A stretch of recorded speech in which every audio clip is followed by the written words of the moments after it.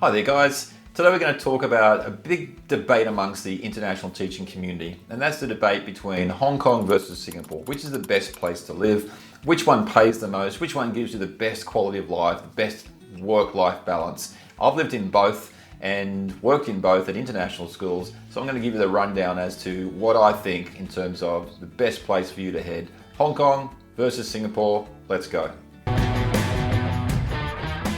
So for both these places, you see high salaries mentioned a lot, but when you look at the actual figure, you need to consider lots of different things. So obviously the cost of living, and cost of living is largely affected by accommodation. So this is a really important thing to think about. I once worked in China, and I moved from China to Hong Kong, and I was receiving a lot more in terms of my basic salary package in Hong Kong, but I was not able to save as much because it is a really expensive place. Both Hong Kong and Singapore are really expensive places to live, so you need to make sure that you're taking all of this into consideration. All right, so part one, the salary showdown. Now, you can do lots of research and find out basic salaries for both of these places, but it's really important that you're focusing on international schools and international school teachers' salaries rather than those salaries that might be earned by teachers working in local schools or working in English language centres. Now, if you've signed up to a recruitment agency, for example, Search Associates, they have some data on this and you can look up information that way when you're considering where you're going to move. You can look at potential savings and all that sort of stuff that's collected by these agencies. But some of the research that I've done might provide some more insights into that. And most of the data that I've found recently indicates a slight edge in terms of Hong Kong paying the highest salary. So for an international school teacher, the monthly salary in Hong Kong can range anywhere between $3,800 a month, US dollars a month, up all the way to around about $10,000 US dollars a month for those more experienced teachers and those taking on leadership positions. However, as you can see from that example, there's a huge range, and the same thing applies with Singapore. There's a huge range depending upon the different tiers of school and the different type of school that you might be employed in.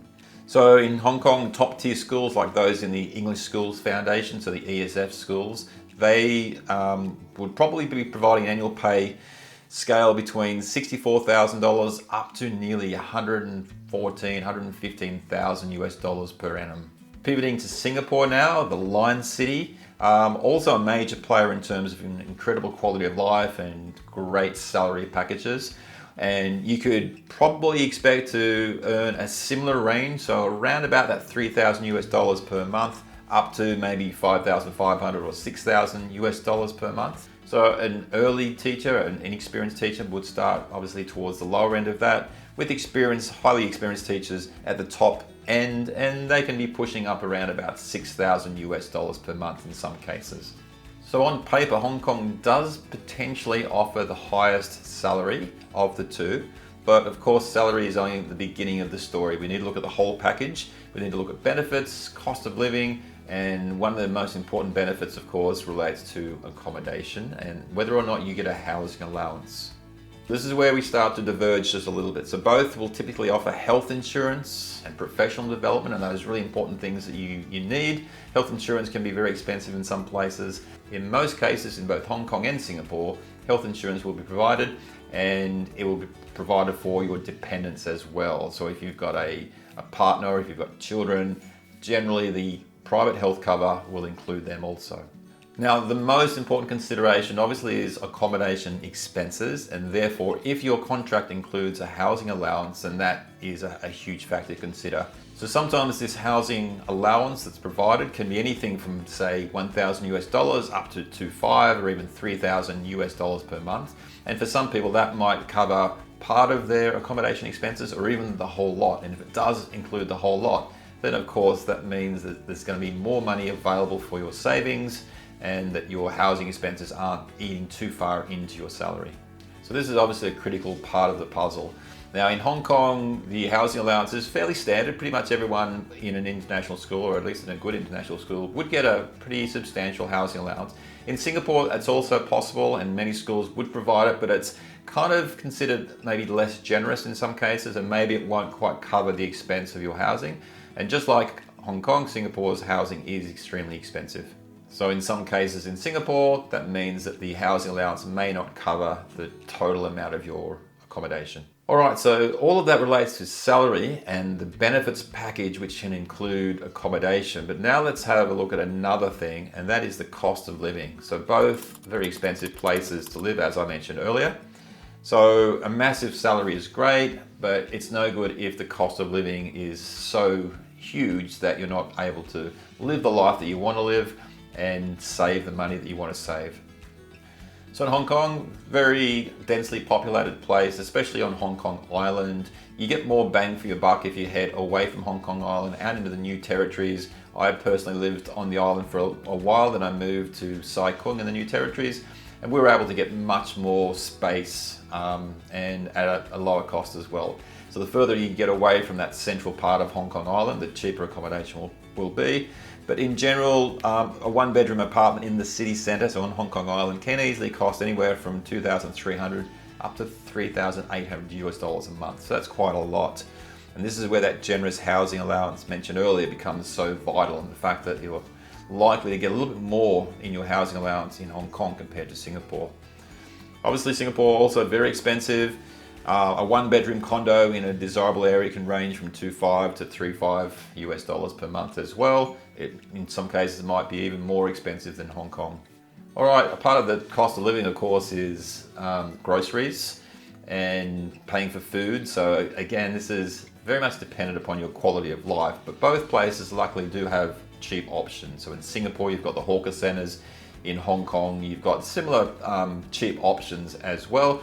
But if you want to live that, typical Western expat lifestyle, and you want to eat always Western food from Western restaurants and do all your grocery shopping at sort of Western grocery stores, then it's really going to eat in to your savings. So the best thing to do is to try to live as much as possibly like a local if you can, and that's a part of the experience anyway, right? And that would really allow you to save a lot of money. But the reality is that a lot of people can't do that, and so therefore they live a pretty great lifestyle, but they're not saving the amount of money that might be a good idea.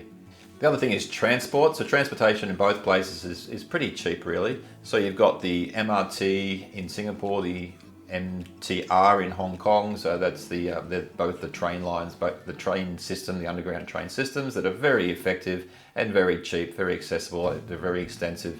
Taxis add a little bit more to your monthly budget, of course, if you're catching taxis all the time. And sometimes it just is convenient to catch a taxi to work, for example.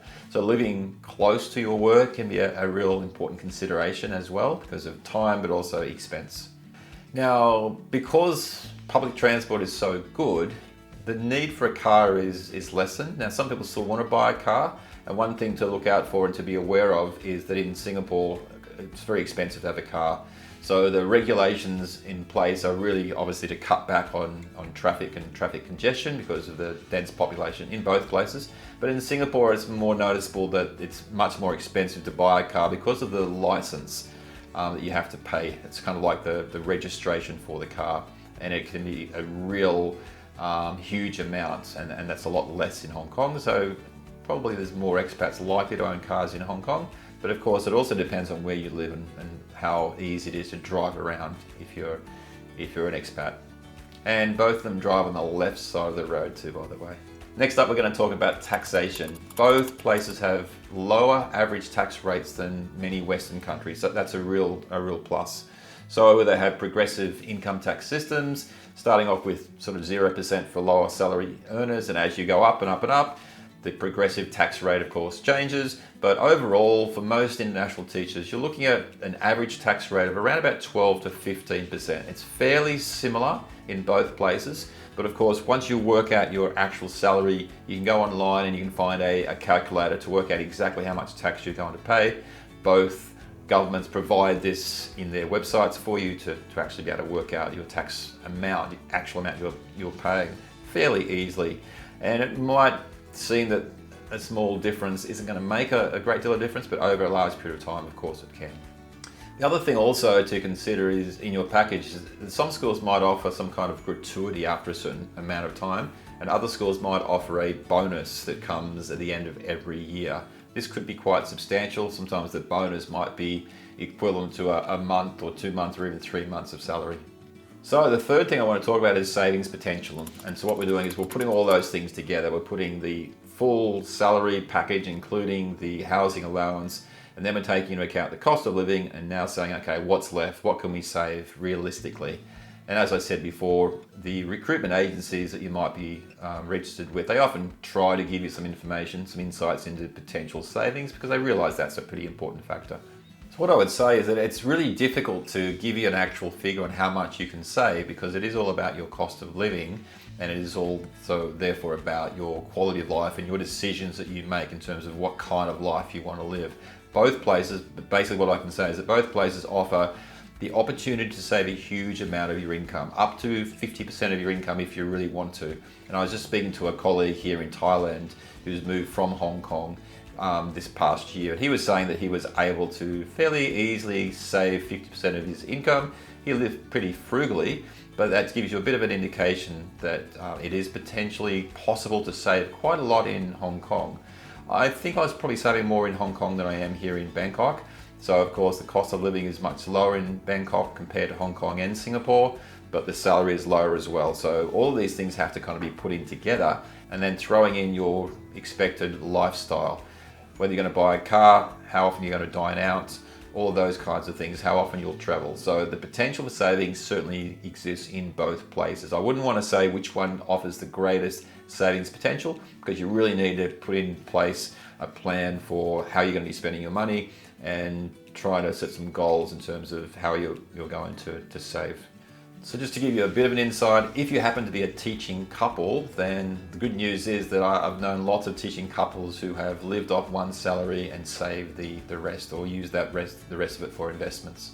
Now, even though I haven't shared a whole heap of numbers here, the research does indicate that Hong Kong does potentially offer greater opportunities to save. It's not by a lot, but I would trust that evidence that, yeah, my experience also says that Hong Kong offers probably slightly better opportunities to save. All right, the next section I'm going to talk about is students. Now, obviously we want to consider the job, and a big part of the job is the students. And one reason I wanted to mention this is that there is a distinct difference that most people aren't aware of between Hong Kong and Singapore. So in Singapore, generally you'll be teaching expat students, and that's because they have a rule that says that local Singaporeans can't go to international schools unless there are exceptional circumstances, such as the case of a Singaporean who may have lived a huge amount of their life outside of the country.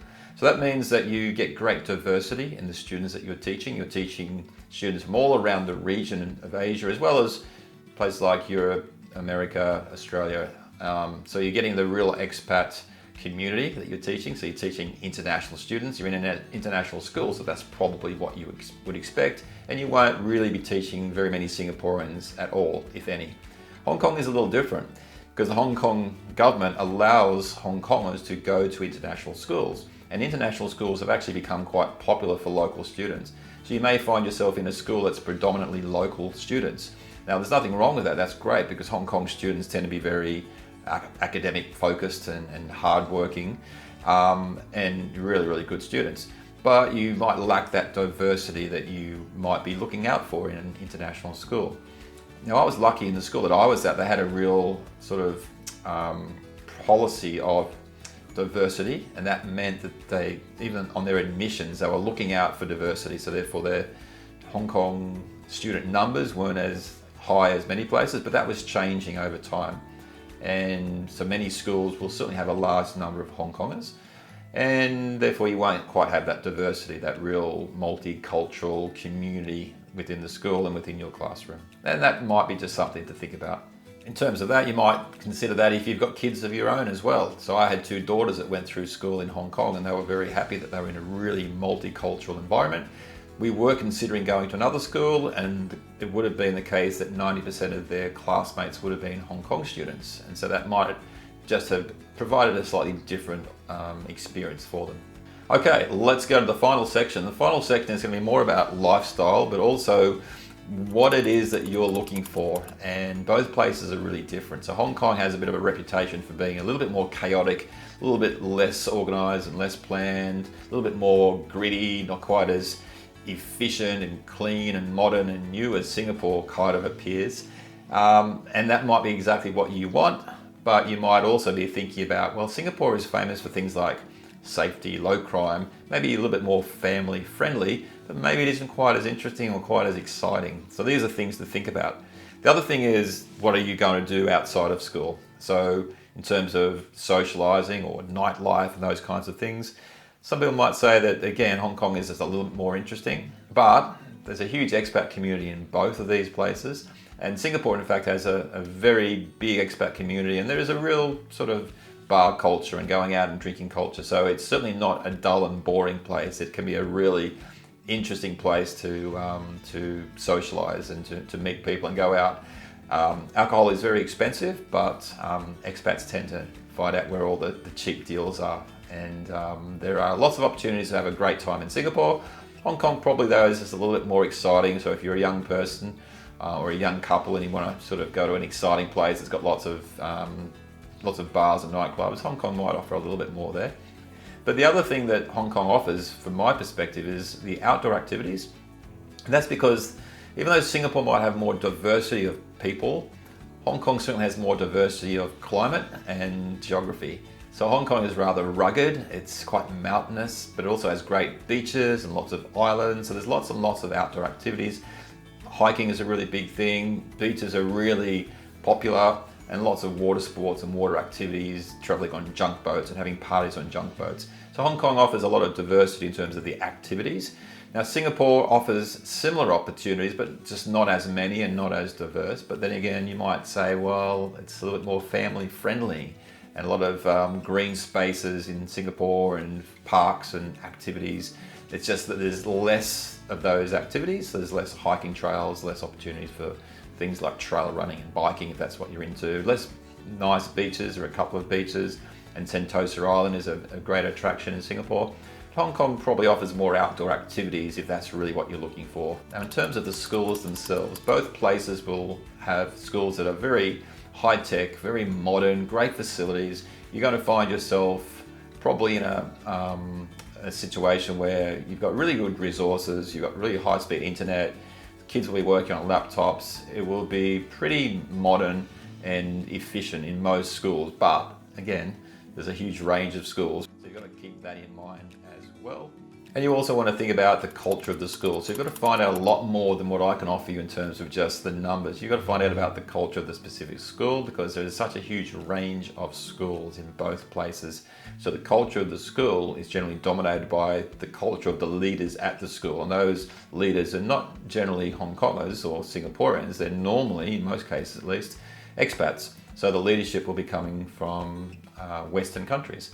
And so therefore they will shape the culture of the school. So you need to really look into what the culture of the school is in terms of the work-life balance, the workload, and the expectations for teachers at that school. So in conclusion, how do you make the decision? Which is the best place to go? I've worked in both, and I've actually worked in both places twice. So they were both so good that I went back a second time.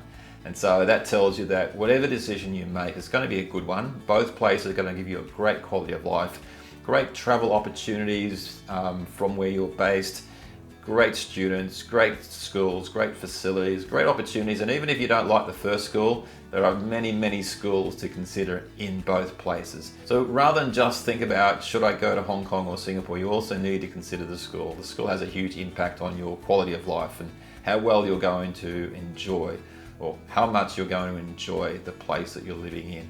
So I hope this helped you. Please drop a question or a comment in the comments below. If you've lived in either of these two places, if you've worked in either of these two places, then let me know your thoughts. Like, subscribe, do all that stuff if you want. If you got some value out of this, then I'm very happy, and I'll see you in another video.